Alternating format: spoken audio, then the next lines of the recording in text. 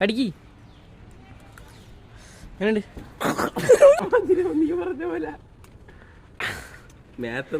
ചോദിക്കടാ പിടിക്ക് പിടിക്ക് പിടിക്ക് അടിക്കി എങ്ങനെയുണ്ട്? ആരെ കടിച്ചോ? എങ്ങനെയുണ്ട്? പെണ്ണിന് ശബ്ദം അല്ല രണ്ടു പിള്ളേര് പണ്ട് കോഴി കോഴി ചപ്പാടാ അമ്പ കടി കടി കടി ആ ആ എന്താ മധുരം ഇതിനെന്താ മധുരം നീ പറഞ്ഞ പോലെ